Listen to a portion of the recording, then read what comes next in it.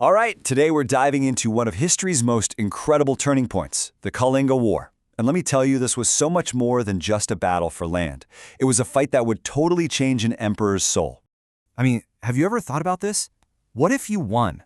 Like, you achieved the one thing you wanted more than anything else, but instead of celebrating, you were just crushed by regret? Well, that's the wild paradox at the very heart of this story. Okay, so to really get how this all went down, we need to meet the man himself, Emperor Ashoka. But we need to meet the Ashoka before this war changed absolutely everything. So, who was this guy? Well, Ashoka wasn't just anybody. He came from some serious empire-building stock. His grandfather literally founded the Mauryan Empire. And Ashoka, he totally lived up to that reputation. He was an amazing warrior, but he was also, well, he was famously ruthless. So ruthless, in fact, that people called him Chand Ashoka, which means Ashoka the Cruel. Yeah, this was not a man you wanted to cross. And his ambition? Oh, it was huge. He had one single goal: to finish what his grandfather started and create the biggest, most powerful empire India had ever seen. He wanted it all, and he was getting pretty darn close. In fact, he'd conquered almost the entire subcontinent. There was just one last piece of the puzzle left, one kingdom standing in his way, the prosperous and very independent kingdom of Kalinga.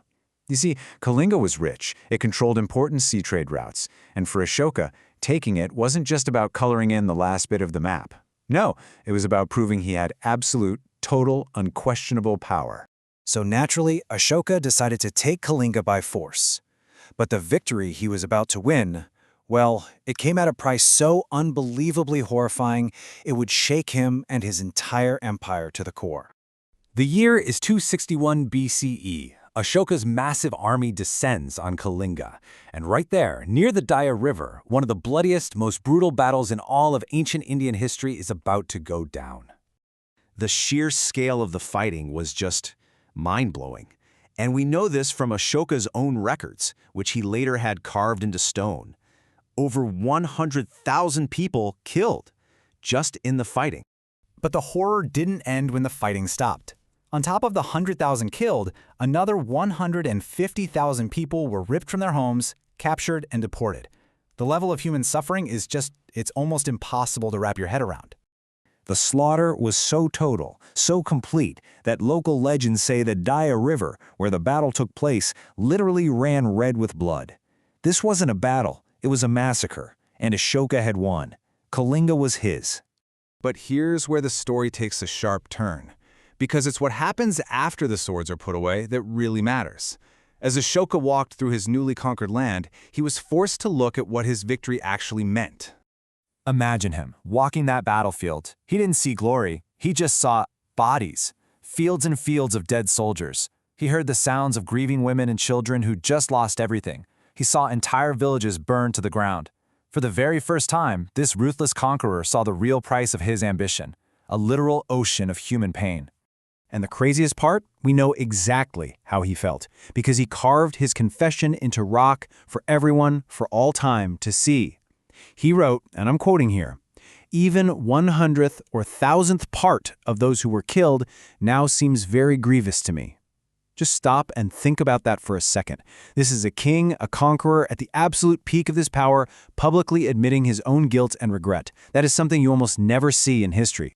And that feeling, that deep, profound remorse, it didn't just fade away. It sparked a total 180. Chand Ashoka, the cruel emperor, basically died on that battlefield. And in his place, a new kind of leader was born. A leader who was about to build a completely new kind of empire. This led to a fundamental change in how he thought about everything. He totally rejected his old way, Digvijaya, which means victory through war. And he embraced a new philosophy, Dhamma Vijaya, victory through righteousness. His whole game plan flipped from violent conquest and expansion to leading with morality and nonviolence. And hey, this wasn't just some empty promise. He really put his money where his mouth was. He appointed brand new officials called Dhamma Mahamatras, basically moral officers, whose whole job was to promote justice and well-being.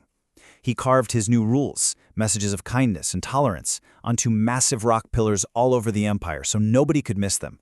And this is a big one, he fully embraced Buddhism and started sending missionaries all over Asia to spread its principles. And that last part, That had world-changing consequences. It's really because of Ashoka's patronage that Buddhism went from being the small local sect into a major global religion. His change of heart literally helped spread a message of peace across an entire continent.